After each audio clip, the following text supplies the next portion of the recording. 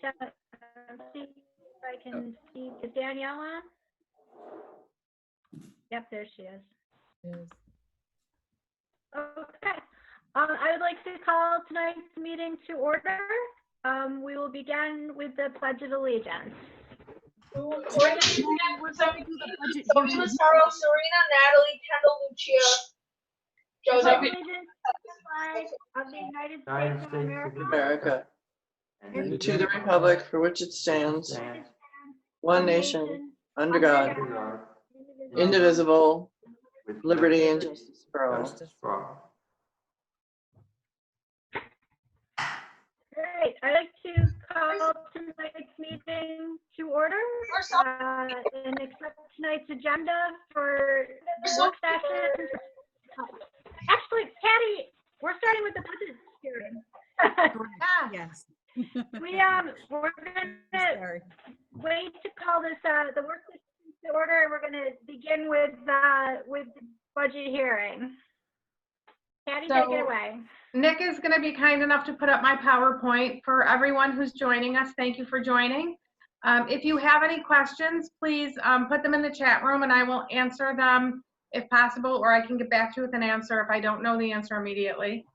So I guess let's just start out. This has been a very challenging year, as you can imagine, but we're going to move forward with our budget presentation. There's our beautiful high school. Nick, can you flip? There you go. So every year when we start our budget planning process, we look at a couple things. We start by looking at our budget goals. Our goals this year were to maintain our current programs and staff, continue with one-on-one computing, utilizing our tech director. We want to continue our AP programs, our honors and enrichment programs, all of the really strong programs we have for students that make our students so successful here. Provide a safe environment for students and staff, and that's where we look at capital projects, all of the work we do at the buildings, delivering, and of course it's really important that we deliver a fiscally responsible budget, and then we always focus on the updated strategic plan and student progress. So every year we get together and look at our strategic plan, talk about as a district and community what's important for the school, and set some goals out of that, and you'll see that reflected in what's in this year's budget. Our upcoming budget concerns, every year salary and benefit increases will happen. This year we're facing minimum wage increases that are above the 2% cap, so when you're having salaries increase, ERS and TRS increasing, and FICA, which is approximately 7.6% of salaries, will increase with the salaries. It's very difficult to manage on a 2% tax cap when the imposed increases are more than that. Every year we look at unfunded mandates. Our special education costs last year went up extremely. We were not unique in that. Every district faced big impacts to special education budgets, but we were no exception. Transportation costs go up annually. This year they'll go up 4.5%. Our facilities requirements, we've got big buildings and we've got property that we have to take care of. So we are looking at, different projects, and you'll see that we are proposing a project to take care of that, of our buildings. We have the 2% tax cap, which puts us in a little bit of a pinch. And then at the end of this year, we had some pandemic expenses. We had to think pretty quickly on our feet how we were going to provide lunches to all of our students at a time when, we didn't even know how to get them in or get them out. We had to get masks for our staff, hand sanitizer and cleaning supplies before they were even out on the market. So now what we're looking at is the state's telling us that there may be a pandemic adjustment, and we could be looking at, fiscal quarterly takebacks or withholding of our school aid. So we've got some things that we've got to think about when we look at our budget for this year. So if you can flip the next one, Nick, please. Oh, can I do it at the bottom? So we don't have a lot of places where we can get revenue. So our revenue is our money coming in. We have our tax levy. We can use fund balance. This year, we actually saw a decrease in state aid. So we really only have those three sources of revenue And when state aid goes down, it really does put a burden on us to use either to increase tax levy or look at fund balance. And you're going to see we really are increasing a lot of the use of fund balance this year. It is the taxpayers' money, and we're happy to give it back. We saved it for a rainy day, and this is that rainy day. Our expenditure increases are big increases this year. Health insurance, at the beginning of the year, they were proposing a 13% increase. We've whittled that down to an 8.6% increase, but still substantial. Special education costs were through the roof last year. We don't anticipate they'll be different. Wages and costs of employment continue to grow. And then our decreases this year, we're looking at not replacing employees through attrition. We did make a lot of cuts to program and staff. We didn't eliminate programming for the most part, but we really are cutting back where we can on staff development. And everyone's going to see a decrease in their supplies this year, and that's how we hope to balance the budget. So if we can go on to the next, there we go. So this is kind of how we calculate a budget. We start with the tax levy, and then we project our local revenues. We estimate state aid. I have 3 question marks next to state aid this year. We have a couple different things that we're looking at as unknowns. So the first thing we're looking at is, do we have quarterly, or is there going to be a quarterly take back from the state? The second thing we have to think about is the pandemic adjustment. You'll excuse me 1 minute. Can you turn the water on? Thanks. These are the perils of working from home, I guess. Sorry. So we really don't know what our state aid is going to be at the end, because the state is talking about actually being able to withhold state aid payments. We've calculated this budget based on what our current legislative budget was, which is less than the prior years, but that can still change. Then we assess programs, the costs associated with school education and district goals, which is the strategic plan. We analyze the levy to be used. The revenues have to equal the expenditures, and then we look at the tax levy divided by the assessments, which is the tax rate. And we'll know that after this vote, and I'll show you what an example of that is. There are things that impact the tax rate other than our levy, and I'll talk a little bit about those 2 things as well, because equalization impacts that and your STAR impacts that. And this year it impacted one of the communities, it impacted them greatly, but in opposite directions. So our 2% tax cap this year is actually 2.625%, which is $27,299,941. It's a potential increase of $711,365. We are proposing a tax levy of $27,808,971. So you're looking at last year's cap and this year's. We are planning this year on using $2 million of fund balance to balance this budget. So if you look at our state aid from last year, in 1920, we got $17.6 million of foundation aid. And this year we're looking at 17.29. So it's over a $300,000 difference in what the state is willing to give us right out of the gate. So when you impose the additional expenses that we will face, just the regular cost of doing business, we've really had to make a tremendous amount of cuts to balance this out. If you remember last year, we used $1.7 million of fund balance to balance our budget. We will end up with some of that left over from this year, and I hope to next year. But when things come up, we have to have money in that budget for expenses that are unknown. So for example, pandemic costs, or any building, you're the inspiration there, son. Yeah. or any building issues that may come up. So for example, if we have a plow break, or a piece of machinery break that we need to maintain the schools or the school safety for our kids, take it out before Scott gets here. we do like to keep that in. So our tax levy increase this year with a 2.625% increase, $27,808. These are our revenues. Pilots are payment in lieu of taxes. So when new businesses come into the community, they can make a deal with the IDA to get a percentage of their tax every year. We only have one small pilot this year, and that will be $12,000. State aid, $17,291. Other revenue includes a variety of things.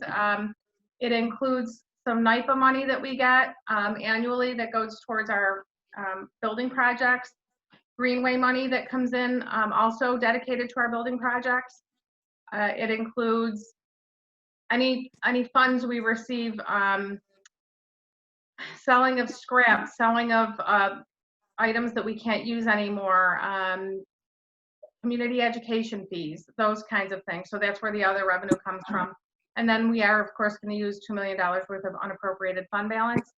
That brings our total budget this year to $49,092,660.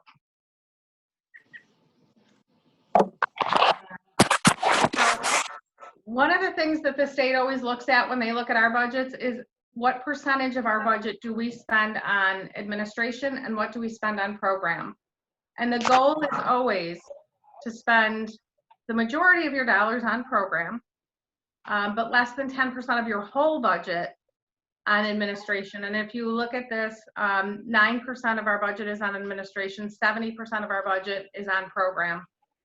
Within that capital component, it's not just capital projects, it's all of our cleaning staff and the staff that are dedicated to keep the buildings running and looking the way they do, including the grounds and maintenance people and all of their supplies. So anticipated fund balance and reserves. We have some restricted fund balance at 142. That's money that we've already accounted for spending that we hold because they haven't sent us the invoice yet, so we hold it till the end of the year. Assigned appropriated fund balance, that's the money we're going to use this year. That's $2 million. Adjusted unrestricted is 1.5 or 1,052,000. We do have some reserves, and the capital reserve right now is at $3,750. The repair reserve, which we use for items that come up during the year that are urgent and emergency, is $161. Employee benefit accrued liability is $56,000, and retirement contribution reserve is at $500,000. That is both the ERS and TRS reserve. That's money should the retirement contribution go above 2%, we would have some money to offset that. Tax certiorari, that is for any tax claims that are laid against us. It takes about 3 years to settle a tax claim. So right now, at the current date, we have about half of that. We will have to save another roughly $430,000 next year and put it into a tax certiorari at the end of this year because of a claim that was filed against us by one of our businesses in Porter. So listen, these numbers can change drastically based on the quarterly review of revenues and possible withholdings of state aid. The state said that it was going to do 3 quarterly assessments. The first assessment came in dollar-wise far under what the state said they wanted, but they have not said what that means for schools yet. So we're hoping that they won't use that to take some funding away from this year's budget. Every year we have some budget neutral items. Our universal pre-K, which we operate out of our PEC, is 100% state funded. Textbook is an expense-driven aid. We have software and hardware aid that is an expense-driven aid that's given up to us right from the state. School library funding is an expense-driven aid. The school lunch program is self-sustaining. It is subsidized by federal funds. So those aids are provided to us annually based on our spending. Let me go to the next one next. Okay. So here are some of the things that we continue to have in the budget. So Access Math has been a tremendous program for us in terms of getting everyone on board and reading or doing their math. American Reading, or ERLA, we started this year. It's missing a letter. But that's a reading program that is primarily going to be used at our elementaries right now. We have Big Brothers Big Sisters, community education, We have the Leader in Me character education program at the IC and PEC, one-on-one computing, one district, one vote, restorative justice, solution tree and learning communities, and we are still moving forward with our strategic plan. So there's still a lot of very rich programs built into this budget.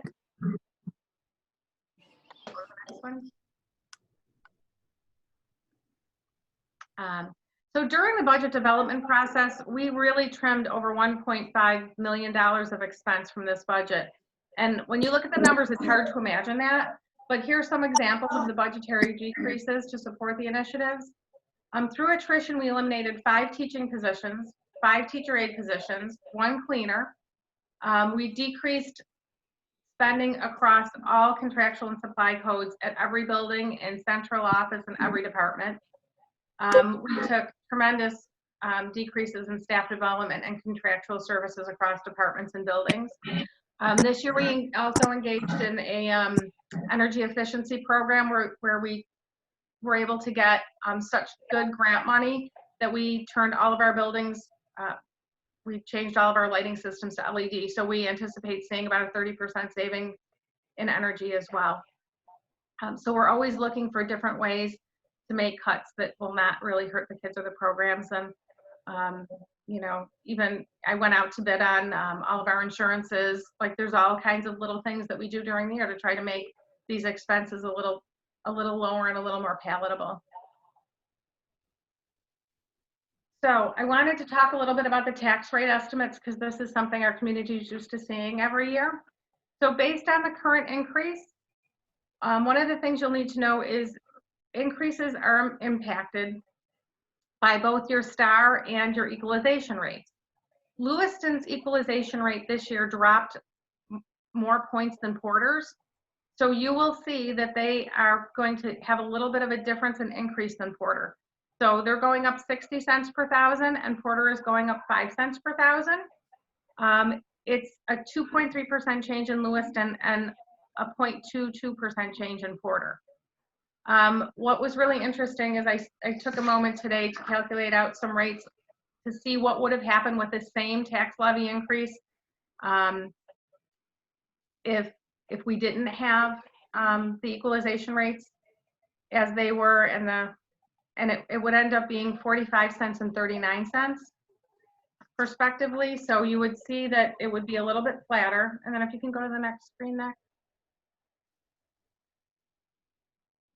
So what this means for Lewiston, if you had a house that was $150,000, you would be paying $117 more.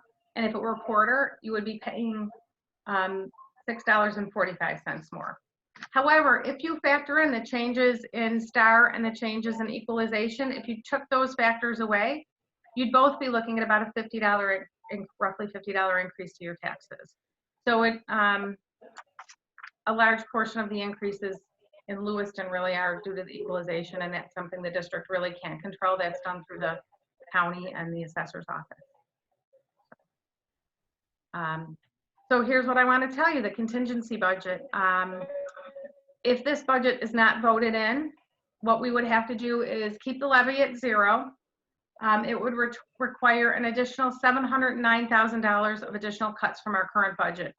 Now, if you remember, I said we took over $1.5 million out of this budget. I have no fund balance left in this budget.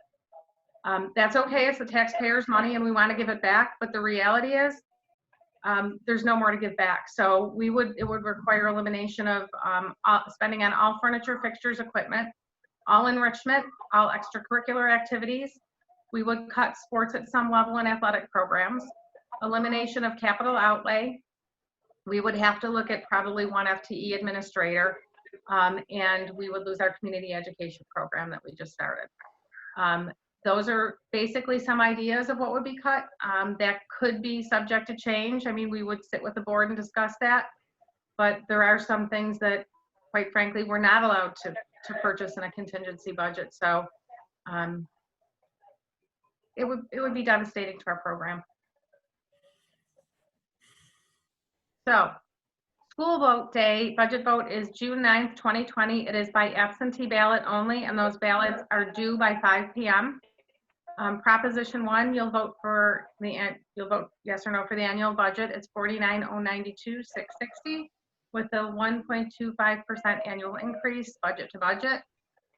So if you want to think about that 2% of what you think 2% is, our annual increase budget to budget really is only 1.25%. Proposition 2, capital project. We are looking at a 2-phase capital project, so it's 17.25 million, but it will be over 4 years. So it's like doing 2 projects, but voting, you're only going to vote once, but it's really separated into 2 projects. That project includes some very, very necessary safety work. So for example, in that project, we are looking at doing some lights. I'm very concerned about our lighting poles at the fields. We did lose one year. It fell over. Thankfully, nobody was hurt. That's not in a position I want to be in again. Our turf is coming up. We have buildings that need both air conditioning and heating work. We have some other we have one outdated library that we're looking to fix up. There's a variety of work in these projects over 2 years that I think are very important to the infrastructure of the buildings. Then the last thing, we have a board of elections. We have our board of elections for our members. We have 3 at-large members, 2 3-year terms commencing July 1st and one one-year term commencing June 30th. And running for those positions, and you'll hear from them later, are Annika Fetzner, Charlotte Eubschman, Jennifer Klemick, and Danielle Mullen. And if I mispronounce any of your names, I'm very sorry. I'm hoping everyone can get out and vote, or remembers to turn their ballot in. We are accepting them at the building. If you want to drop it off between the hours of 8 and 3, you'll find somebody there. District office. Otherwise, hopefully you'll get them in the mail. Any questions?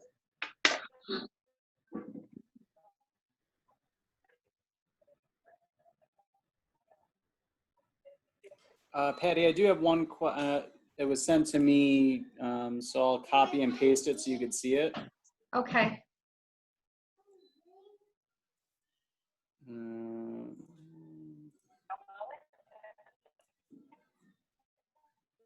Got it. Can you see that? All it says is K2 Pacing Williamsville, and I don't know what that means. Sorry.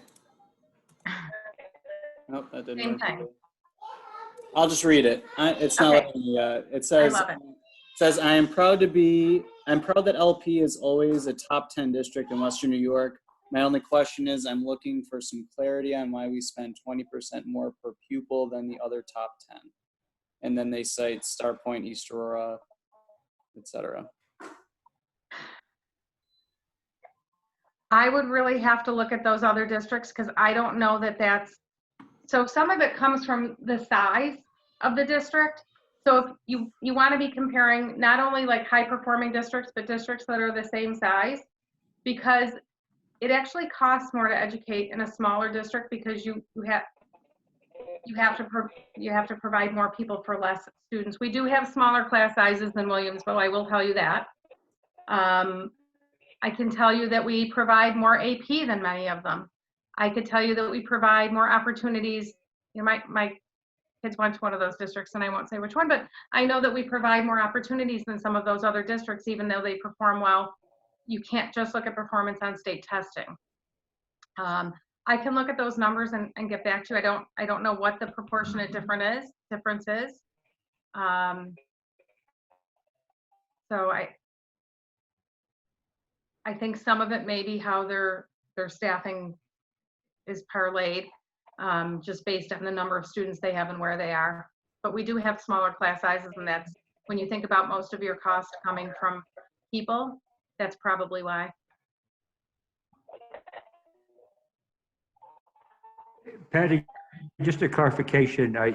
The one-year term commences June 10th. You inadvertently said June 30th. Oh, I'm sorry. It is correct on Thank the you. slide. Thank you. Did anyone else have any other questions or comments? I don't see anything else in the chat, but if anybody does have questions, you can add it to the chat and just make sure it goes to everybody. And then Nick, if you could please send me the email from the person who asked that question, maybe I could dig a little deeper into the data for them. Okay. Okay, thank you. That was from Chris. Chris, if you want to send me your email, I can forward that along.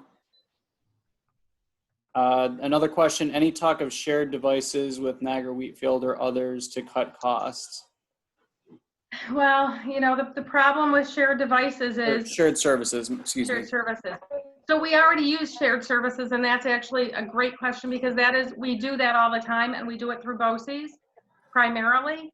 So anytime we think of something that we think is valuable or important, we will reach out to our other component districts, and then we'll reach out to BOCES. And the beauty of that is not only are we sharing services, but if we can share a service through BOCES, most often it becomes aidable. So it does, not only does it share the cost with other districts, but it also gets us some additional aid back. So that is something we participate in regularly.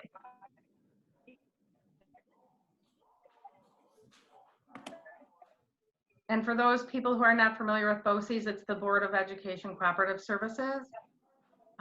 They run, there's one in Orleans, Niagara County, there's one in Erie County, and we work with both very closely. We do work with other ones as well.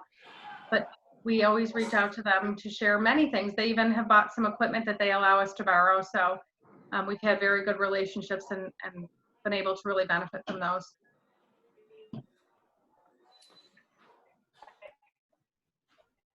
It says any other assistance measures, and they ask about Greenway and NYPA. It's the NIPA. We're talking about the NIPA money, Patty, that goes into. Right. So yeah, we do have one, the Bridge Authority also. The Bridge Authority, which spans both Canada and the US, is owned by a Canadian company, so, and they are exempt from paying taxes. So what they do, and part of that money is they give us what they feel their equivalent of the taxes would be based on their assessment. So that is not taxable property, but they do give us a stipend for that. Those are the big things. I mean, you know, we do charge, so if we have a student from another district in one of our non-public schools and we provide them services, we bill the other districts for that. There are a lot of small pockets of money within that. The Power Authority money, you know, that's something that we get annually. Because again, they have a big power plant in our district, and they're not taxable. So we do receive funding for that. We buy bundled energy and sell it back. There are a lot of different things that we do to try to kind of parlay the costs of education.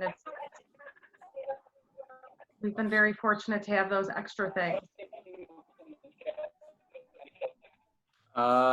Same person, any money issues from CWM? Well, CW, you know, we talked a little bit earlier about the tax certiorari, and that's what the tax certiorari is for. So, you know, that's kind of a wait and see, and that's all we can do is wait and see. At this point, we still anticipate they'll pay taxes. Like I said, you know, with tax accounts, it can take up to 3 years to settle them.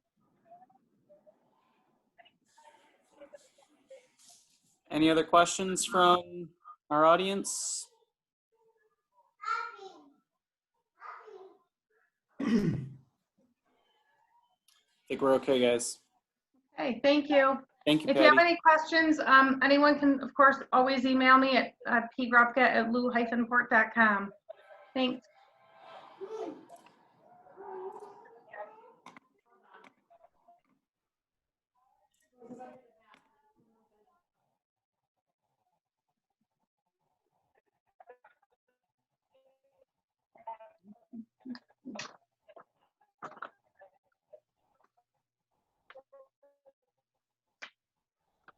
Okay, thank you, Dr. Grupka.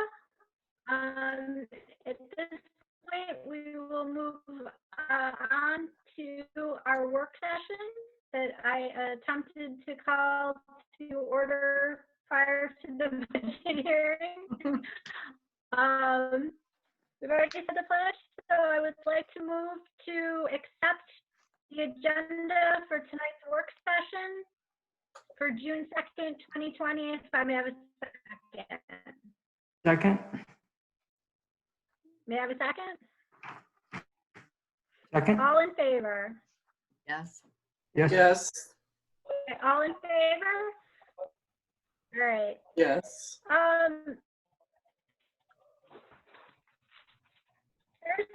First on the agenda this evening is our policy review committee. Colonel Dickinson. All right, we met with the policy review committee just prior to this meeting. In 2 weeks, we will be adopting on the second readings for one new policy, the 5676, which is the privacy and security for student data and teacher and principal data. That's the one where we also designate the director of technology as our data protection officer. And then there will be a bill of rights for parents so they understand the privacy and security. And also any contract we get written into with a third party, they need to be aware of the personal identifiable information. So we did have some discussion at the meeting on that policy when it gets adopted to make sure that Nick has had the training that he has and that we are prepared to implement everything that's in the new one. And with that policy, it will delete policy 7243, the student data breaches. We will also be approving at the meeting policies in the 8300s, which are the instructional materials. Those are the ones that we have reviewed before. And really, it's just how we go about approving the materials that we have both in the classroom and in the libraries, use of copyrighted materials, the religious expression in the program, and it also includes animals in the instructional program. For first reads, we will get into instructional arrangements. That will complete the annual review for the 8000s, which we wanted to complete this school year.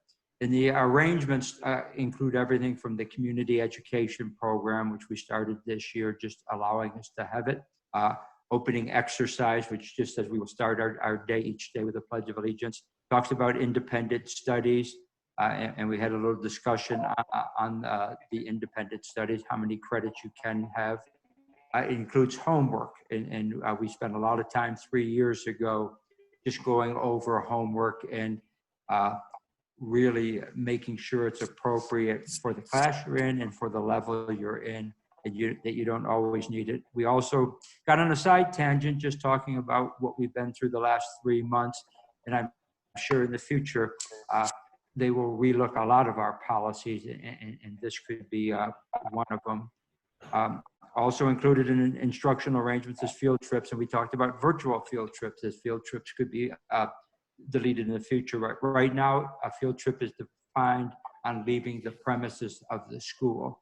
So virtual field trips are a little bit different than the field trips that are in this policy.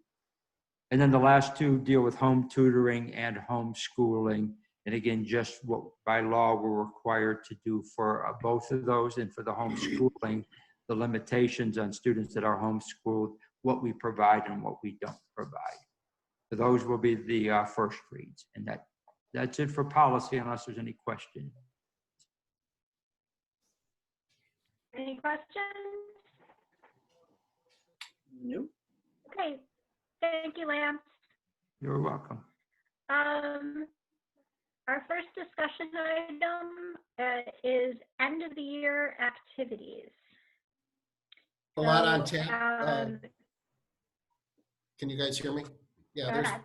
there's quite a bit going on at our elementary levels. There have been a number of virtual student experiences outside of the schoolwork that's going on, and as we start to close out the school year, both the IEC and the PEC are planning some student experiences, virtual or student parades and students would have an opportunity to drive through the campus and have their teachers wave to them and those kinds of things. So those are being planned for the end of next week, and we're excited about that, and more details to be posted on that. Our 5th grade moving up is being done virtually, as well as our 8th grade moving up is also being done virtually, and those are going to be out and posted soon as we get towards the end of next week. At our high school, we have our scholarship slideshow, the annual senior recognition night. That's coming together, and Nick, you're going to have that posted when? Whenever you want. I think you said the 15th you wanted it? Yeah. So we're hoping to have that posted by Monday, the 15th. We have a class parade coming up for our seniors on June 12th. That's being organized by the Lewiston Police, along with a number of outside community support. And so we're excited about that, and that's coming together nicely. Our graduation is set for June 26th with a rain date of June 27th. We're currently working with Art Park. We did have a bit of a curveball sent to us on Friday. New York State Parks have put all graduation ceremonies on hold. Not canceled, but on hold. So we're waiting to hear some detail. There are a number of school districts out there that are trying to use New York State Parks for their ceremony. And for example, Grand Island is using Beaver Island State Park. And I know there are other school districts downstate that are trying to use state parks. So they're New York State Parks were originally letting school districts work with the superintendent of each of the parks. So we were working with the executive director of Art Park, along with the head of the New York State Parks there, Mark Mistretta. But now that's being kind of overtaken by New York State Parks in Albany, and they're setting guidelines for how all of these ceremonies are going to look. So we have reached out to our legislative team. They're also helping us navigate these very difficult waters. But as of my conversation with you right now, we are still planning on using Art Park as a kind of a drive-in theater type experience for our students, with a stage and large screens and those kinds of things. So hopefully this will all get ironed out as we get towards the end of this week into early next. But currently right now, our plans are that we have submitted an official plan for what we intend to do at Art Park on June 26th. But those plans are on hold right now, waiting further guidance from New York State Parks.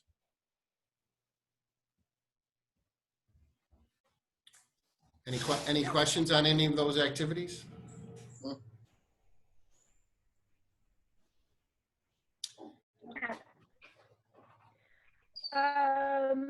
Next on the agenda, just about the budget vote and election. Marissa, is there anything you wanted to review? Well, we just, yeah, I'm sorry, Marissa, the big thing was the issue with NTS. So that was, thank goodness that was taken care of, and the ballots are out on Saturday, and I believe we're hearing that most people are receiving their ballots. So, Marissa, do you want to talk about details on next Tuesday night, how that's going to all play out at 5 o'clock? Sure. So I've already been receiving some ballots, so that's good news that they're all out. I've been receiving calls, so I'm just helping people either get registered or answer any questions. So on Tuesday at 5 o'clock, at 4:30, we'll have 7 election inspectors from Niagara County coming, and I put some guidelines and regulations together that Marnie from Webster Zani is going to review. Kevin Zani will be the chairman that we have elected in the past, and he's going to stay the entire vote. And we are, I'm asking Marnie, because there's a lot of districts that are live streaming that, and asking if we should do the same. So I've put that all together. Marnie's going to review it, and I've asked her if we maybe should post that on the website, just what we're going to do, how we're going to count the ballots. There have been some questions of, you know, the ballots being anonymous, and yes, they will be. The outer ballot envelope I will open, scan it into NTS with the barcode. Then the ballots will be placed in batches of 50, and then the election inspectors will open them and take out the folded ballot, which will remain folded, and put it in back into the ballot box. Once all of those ballots are opened and separated out, and the ballot remains folded, then the ballots will be opened and counted. So that's how they will remain anonymous. And those are in the instructions that the Niagara County election workers will have. We'll review them, and I think we should be all set. I'm not sure what the turnout will be as far as ballot count, but they're coming in, so that's good news. We do have a lockbox that is out from 7:30 a.m. to 4 weekly, and then those ballots are retrieved and stored in a lockbox file cabinet, fireproof file cabinet. So I think we're good. We'll be okay. Marissa, the lockbox is, you can drop off your ballot at any time? Yes, between, so Monday through Friday and Tuesday, obviously, from 7:30 a.m. to 4, right at the front district office. So we'll let you in that little partial hallway. You don't have to come into the entire office. Drop your ballot off in the green box, and you're all set. So okay, there's no exterior 24-hour drop box. No, there is not. No, because those ballots have to be secure. Right? Okay. Yeah. There's no way we could secure the box, and we don't want the box stolen. Okay. And that ballot box will remain there until 5 o'clock on Tuesday, the day of the vote.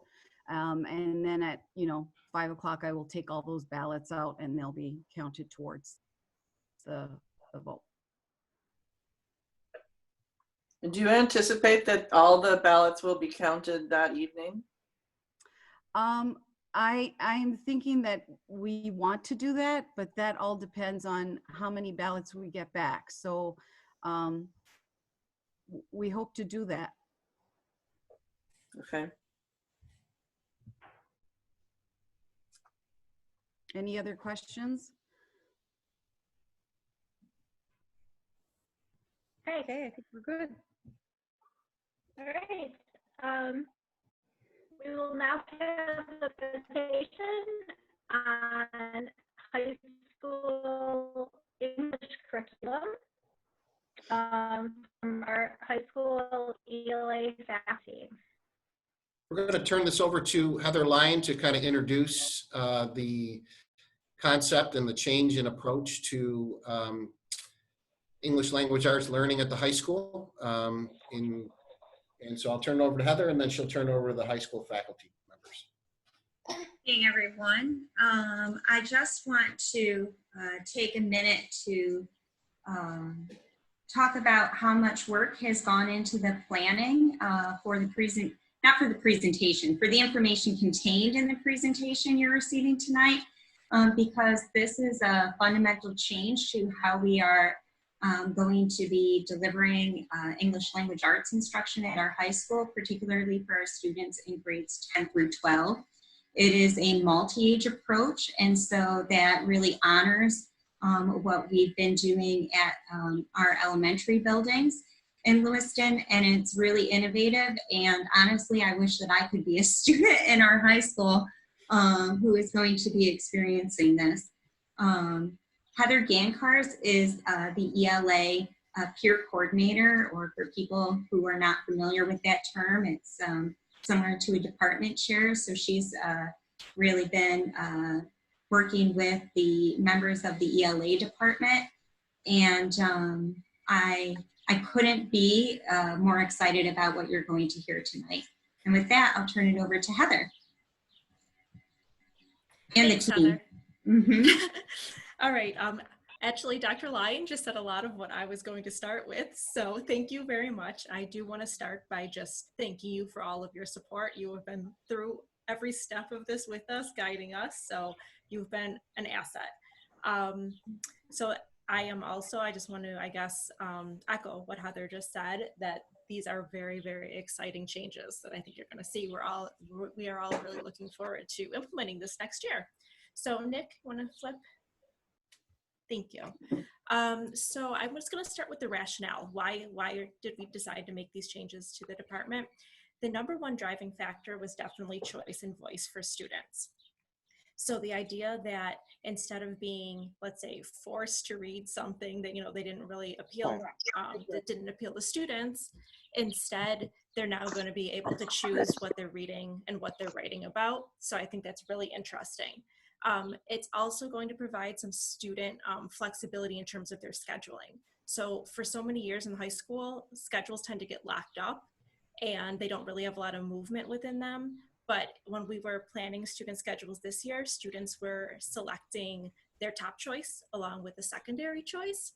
So it'll allow for some movement within the schedule, and each elective is going to be offered multiple times per day as well. So that's a lot of flexibility within just day-to-day kind of scheduling for students. And lastly, for me, is the option for acceleration. So AP courses, the AP English Language and AP English Literature, have long been offered by our department, but it has always, at least as long as I have been there, been that juniors take AP Language, seniors take AP Literature. We are now opening up both courses to students from 10th through 12th grade. So again, this idea of choice, that students can kind of choose which order they want to take APs in. If they want to challenge themselves as early as sophomore year, they are going to be able to do so. There are also, as there have been for the last couple of years, public speaking is available as a new step course through Niagara University, and the same with the capstone, the college credit bearing class from Niagara University. So there's still going to be 4 options for college courses in the department. Okay, I'm next. I'm Carrie Schmitz, and I'm taking the next couple of slides. All of the 9th graders entering in September will take a new class called the Freshmen Seminar. This class will provide foundational skills for success in high school and other English classes and across the curriculum. Our plan is to continue to work and grow the guidance department's freshman boost. This is a push-in program that addresses topics like study skills and other social emotional issues common to 9th grade. The class provides an opportunity for true PLC. We'll possibly have 4 teachers teaching the same curriculum at the same time. Again, echoing what Heather mentioned about allowing the students to move among classes with ease if a schedule change is needed. This is usually when students change their schedules in 9th grade. It's much more common.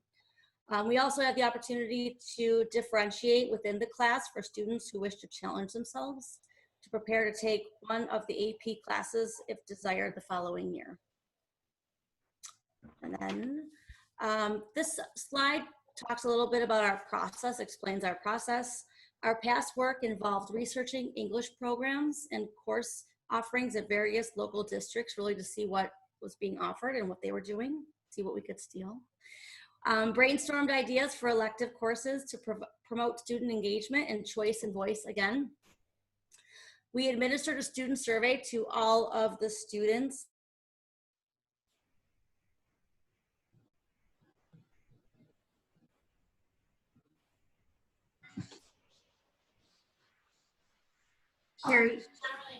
Carrie, can you hear us? Carrie, we can't hear you. Can you hear us? I'm sorry. With these results, we determined the highest interest courses and assigned each one to a teacher. Moving forward, we plan to utilize summer curriculum work and PLC time next year to collaboratively plan and refine the new courses. And then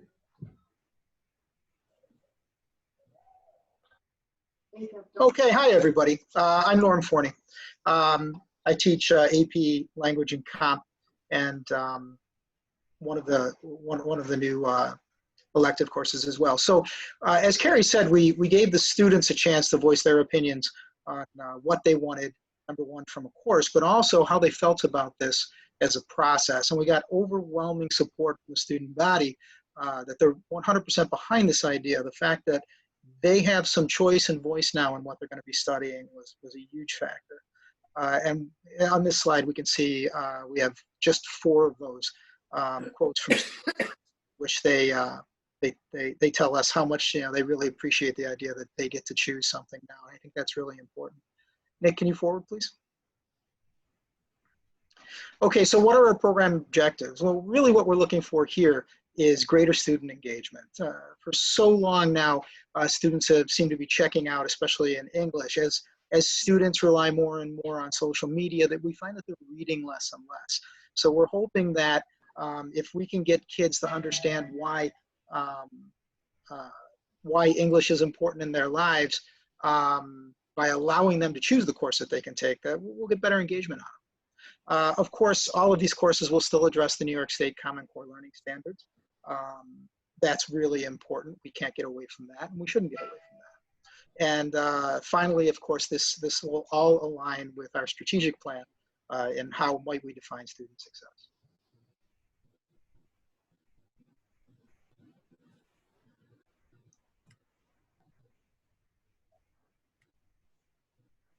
I'm not sure who's this is. I'm supposed to be next, but I can't share my video. I don't know why. You don't need to share your video. I mean, I can't see myself on this meeting anywhere. It's blocked. Okay, so let me finish for you then. How's that, Kirsten? Well, I can talk through this if. Okay, go for it. If that's okay, if everyone's okay with not seeing me, I can do this slide. Is that all right? Sure. I could get your video going. Good. Go ahead. Okay. All right. So here are the course titles that we came up with. And I'm super excited that we get to do this in the fall, and really thank Heatherline for helping us put this together. So our offerings for the 20-week electives that would begin this fall are the End of the World as We Know It, which is dystopian and utopian literature, which is taking a look at really the American dream, American nightmare, things like that. The second course offering is Who Done It, which is a detective fiction and mystery genre course where the kids get to look at basically detective fiction and how that works as narrative and the different plot components for that type of story. Man versus Superman, the graphic novel. This is something that we have a lot of experience with in high school. That's become a very popular genre, so we're offering that as well. Fried fiction, the horror genre, is very popular. Public speaking, which we already have in place as a course offering, is going to stay because it's very popular, especially with the seniors, because they can get credit for it. And it is also very useful for the Business Academy, which helps prepare the Business Academy students in their coursework. And then finally, number 6 is a satire class. It's actually satire and mixed media. And that's the class I'll be teaching, which I'm very excited because we'll be looking at memes and different deliveries of satire and how it's used as constructive criticism, which I think is very relevant. Kids are very fluid with mixed media right now. And I think that this really is something that they can tap into. And as you see, we are still able to deliver the standards, meet the standards, because we're going to be implementing differentiated educational strategies, because this is a multi-age class, and you can see the table, the expected skills and the major common products that we will be putting together as a department. And that is my contribution to this presentation. I'm sorry no one could see me. There. Okay, Kim Wayland here. For the second semester, once the first 20 weeks are over, everybody will be taking the writer's notebook, and that is going to be intense focus on writing for 10 weeks. And for the first one, we've chose to do memoir writing, which comes in handy with everything kids are going through with this time. That'll be perfect. And then the last 10 weeks, all English teachers who are teaching electives will be teaching a Shakespeare course, and we will be studying the same play so that we can move kids around and share. Teachers can share students based on what their interests are for final products. Okay, for support of students who need a little bit more, we're going to have our normal interventions in place for struggling students, a reading program called Reading Plus for our struggling readers. We were hoping to get a reading and ELA certified teacher to have a reading lab, and then we're still going to be differentiating instruction in class. For students who are excelling, they again can take the AP courses in 10th grade, they can take the college level courses, and they can choose the more advanced options in the differentiated classroom. And that's it. Thank you for your time and support and consideration of our new English program. I just again want to thank the ELA department for all of their work on this. I hope that you can see how collaborative they were, not just in their presentation, but in the planning. And so what's really exciting is for example, for the first 20 weeks of school, when you have the students will have the opportunity to take those different elective courses. It won't matter what course they're taking. The standards are still going to be the same. The teachers are still going to be interacting in order to really honor the PLC model that we have as a district.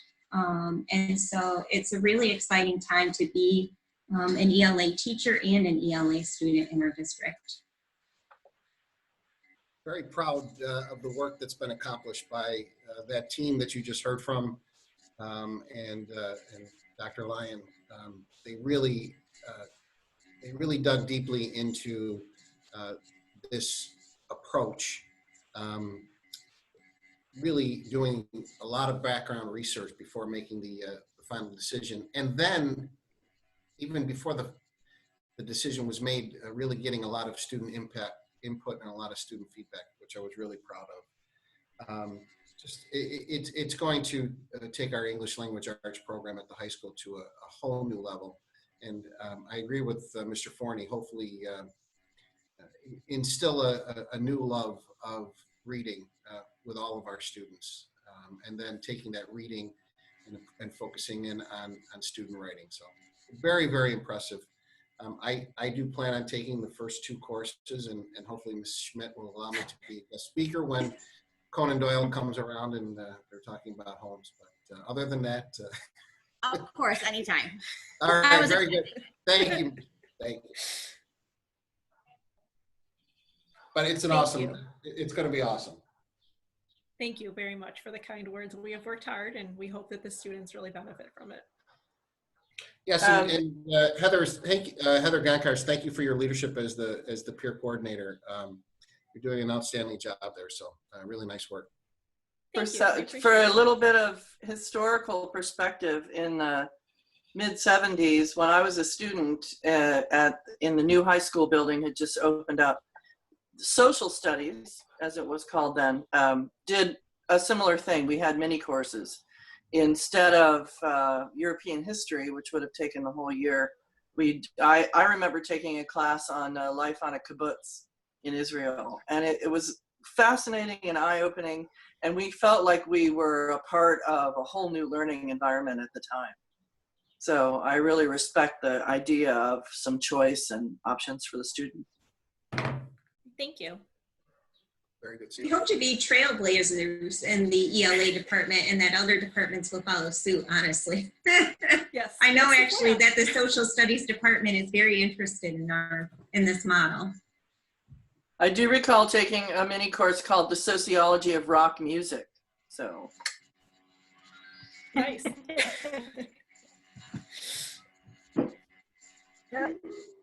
Thank you. It's fantastic. Thank you. Take every one of those courses. So. Thank you. Great. Anyone have any other questions for our fabulous English department? Anybody? All right. Well, thank you very much. We look forward to having hopefully a report maybe at the end of next semester as to how the implementation of these programs went. And congratulations. Thank you very much. Thank you. Bye. Next on our agenda, we are going to welcome our 4 candidates for the Board of Education. This is an opportunity. Oh, thank you. Bye. Bye. Welcoming the candidates to board meeting before the election is an opportunity that we started many years ago. And tonight we will welcome 4 candidates. Can you guys hear me or am I dragging? You're frozen visually. But your voice is coming through, so. Hello? Or it was. You're good. Okay, hang on. Okay. If you guys can hear me, let's move on.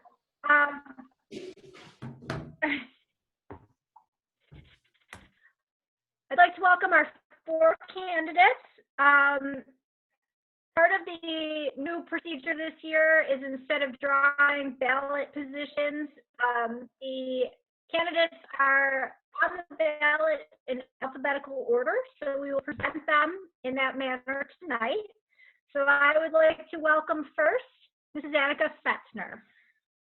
What we will have, what we'll have them do is we will just have each candidate take, about 3 to 5 minutes to introduce themselves, their platform, and anything that they would feel be relevant to the public before the election. So with that, Nick, if you can unmute Annika. I'm already unmuted.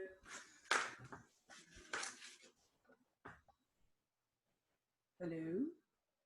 Okay. Hi. Good evening, Annika. Good evening. So let me start with my introduction. My name is Annika Fetzner. I'm a mother of 4 children in the district, ranging from currently this year from pre-K all the way through 7th. So next year that will be kindergarten and 8th grade. That being said, my children are very involved in the Lewiston-Porter happenings, such as orchestra, chorus, sports, and they absolutely love it, and so do we. I joined the PTSA about 5 years ago, I believe. I was a silent member at the time since I had small children, and I've grown to become more and more active and started chairing spirit wear for the middle school. I also started, as my children are getting older, started to volunteer in the classroom as well as sub in all 4 buildings, which I think gave me a little bit of a perspective of what's happening within the school, what are the students like in class, and a bit of an eye-opener what teachers have to struggle with at times or not have to struggle with if they have fantastic students. As far as my stance on sorry, I'm having a hanger. My stance on issues in Newport, I am very, very fond of how diverse Newport is as an education system. I love that the kids have a chance to go to different clubs, either after school, some in-school activities like the music programs, sports programs, and which I recognize also as being very unusual for such a small district, to have this vast variety. I'm eager to become a member of the Lewiston-Porter Board of Education, to provide a fresh set of eyes, so to speak, to issues that face the Lew-Port school district.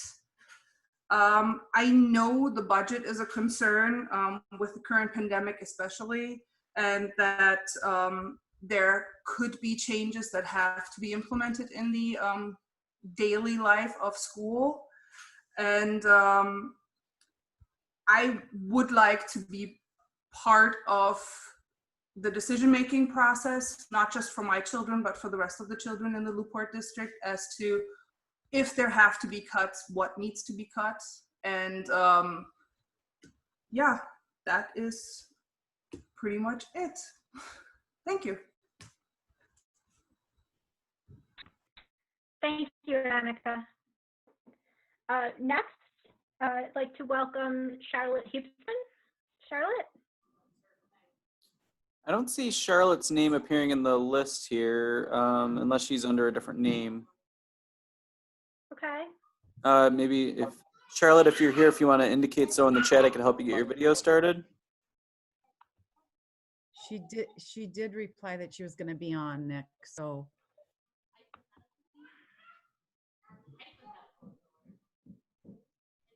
She could be under a different name. Yeah. Charlotte, if you're here, just type in the chat. You should be able to start your video on your own if you know how to do that. But if not, I can get it started for you if you're here. Okay, while we're reaching out to Charlotte, let's move on to Jennifer Clemick. Is Jennifer here? I see a Jennifer. No last name, but let's see. This one might be, I hope this is the right Jennifer. Yes. I see a Jeremy Fetzner. Hi, Jennifer. There we go.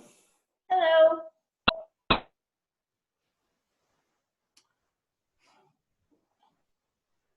Do you want me to begin now, or am I still muted? Yep, you're all set, Jennifer. Okay, thank you. Good evening, everyone. My name is Jennifer Clemick. I am a Lewiston-Porter graduate. I reside in the village of Lewiston. I am a PTSA board member, and I am a mother of a middle school child. He will be entering 7th grade next year. I became interested in running for the school board over participation in the key communicators meetings with the strategic planning committee, and in so doing, I just was inspired to become more involved within the district. I mentioned my son. He is a child with special needs, and as a parent of a child with special needs, I can understand how scary and overwhelming the school system may become. And I feel very passionate that the students in our district receive the best education possible. And I would like to help facilitate that in any way that I can. I care about the future of our students, the future of our district, and the future of our community. My husband and I were residents of the town of Amherst for 10 years after we got married. And when my son turned 2, we moved back to Lewiston, and we moved back because Lewiston-Porter was a district that I had attended, I had trusted. And I felt confident that my son would get a good education here. So if elected, I would like to make other families feel the same way too, that they can trust the district and that their children will receive an excellent education here. Again, if elected, I look forward to working with each and every one of you, school administrators, board members, coming up with innovative ideas, anything we can do to help improve and make Lewiston-Porter even greater than it already is. Thank you all for your time. Thank you, Jennifer. Danielle Mullen. Nick, if you could unmute Danielle. I think I unmuted myself. Did I? Yes. Am I good? Yeah. Okay. Good. So my name's Danielle Mullen. Most of you guys that know me know I really dislike public speaking and talking about myself, but I've come to realize that doing so is part of this gig. I have a bachelor's degree in industrial engineering from RPI. I am currently employed as a lactation consultant at a local pediatric practice. I've been a Board of Education member for the past year, and I also am currently serving as president of the Lewiston-Porter PTSA. I'm a mom of 4 kids in the district, and actually the past couple of years I've had a child in each building, so I really have a broad range of experiences from the parenting perspective of what happens in the district. I believe in doing good things for children and for kids. That's kind of my platform. I've been an active volunteer within the district since my oldest entered kindergarten 11 years ago. I've held numerous positions within the PTA. I've been the elementary PTA president, and now, like I mentioned, the PTSA president, now that it's a district-wide organization. And I'm really just super proud of all the good work that the PTSA does for the kids in our schools. You know, we give back tens of thousands of dollars every single year to the teachers and students to provide enrichment for every single child, and I'm super proud of that work. I've been involved in the strategic planning committee for the past 2 years, and I really value that experience as a parent because it gives me a different perspective on how the administrators and the teachers and the aides are all perceiving things that go on in the district. So I've really been thankful that I've been a part of that. There's a quote I really like, and it says, your greatest contribution might not be something you do, but somebody you raise. And I think we could kind of extrapolate that into the district, that the district's greatest contribution to this world is our students, and the resources and energy that we put into them is really meaningful. Everybody knows that the impact of an exceptional education on children and what that can do for them. And I think we can continue to provide that exceptional educational experience while being fiscally responsible. And I enjoy being part of the process. And I think that can be accomplished, providing them that exceptional education. So thank you for your time. Thank you. Marissa, any word from Charlotte? What's that from Charlotte? I checked my email. She replied twice that she was going to be on. So I am just wondering if she had technology issues or she's under someone else's name. Do you have an email? I could see if I could send her an invite or something. Sure. You want to send it to me in the chat and I can do that? Yeah, let me look at it. While they're doing that, I will encourage any member of the community that tuned in to have watch the board candidates. I would ask you to go to our website, posted right to the election page are the biographies of each candidate. Those will also be published in the links, the newsletter, which will go out. I have a note that my internet is unstable. Can you guys hear me? Yes. I don't know why this always happens at this point in this meeting. All right, can you guys hear me? Yep, sort of. You're a little muted. Okay. Yeah, here, I'm wondering if I can, all right. If we don't have any word from Charlotte, I think that we might not know how to would. use the chat. What if we just unmuted everyone for a second, Nick, and see if anybody speaks up? Right.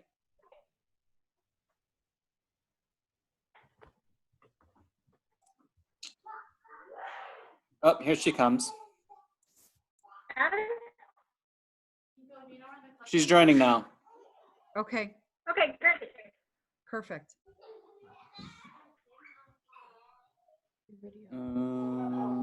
Video? Yes.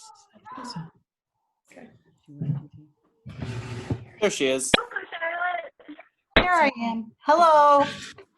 Hello. welcome. Thank We'd like you. to give you welcome you to the meeting and allow you to take you 3 to 5 minutes and introduce yourself to the community. As Okay. to why you want to be a Board of Education member, your platform, whatever you'd like to talk about. Well, thank you for the reminder to come on to Go Zoom ahead. first. Whenever you're I'm ready. sorry. Thank you for the reminder to come on to Zoom first. I was out in the garden and thought it was Monday, so there you go. My name is Charlotte Hubschman. I'm sorry. Did somebody say something? Okay. My name is Charlotte Hubschman, and I've lived in the Youngstown community for 30 plus years. My son, daughter, and husband all attended Lew-Port. I was not a student at Lew-Port myself. I went to the Kenmore Town of Tonawanda School District. And I was a teacher there for 28 years. Before that, I was a recreational therapist at Erie County Medical Center. My reason for running for the board is that I think that we are in unprecedented times in education in terms of how we're going to handle the COVID virus when we get back to school. How are we going to be educating children? What the importance of primary education and having children in the schools. I think that I would be a good candidate for the school board because of my experience in teaching. I worked on many committees and ran a number of committees also. So as a negotiator or as a person who's willing to listen to many people in terms of their opinions also and take those into consideration, I think that's important. I guess I think I can represent the students, the teachers, the community at large, and I guess that's about all I have to say. I don't, my platform is that I want our system to work. I come from a family of educators. I have a long history in the field, and I think I would be a good asset to the Board of Education. And I guess that's it. Thank you. Mm-hmm. Again, I'd like to encourage all of the community members watching tonight to check out the bios on our website and in the link, and to reach out to your candidates if you need more information, and to definitely cast your ballots. They need to be received by Tuesday at 5 p.m. Thank you to the candidates for participating tonight and also for stepping up to run for the Board of Education. Nice job, everybody. Good job. And at this point, if there's anything, as Mr. Casari would say, if there's anything, anyone doesn't have anything else to the good of the order, I will move to adjourn. May I have a second? May I have a second? I second. May I have a second? You got it. Yeah, we got it. Yeah. All in favor? Yes. All in favor? Yes. Yep. All right. All right.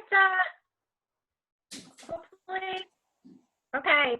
Then good evening, and hopefully our next meeting we will be all together and not have to deal with this wonky internet connection. Thank you, Jody. All right, very good. Thank you. All right. Good night, everybody. Good night.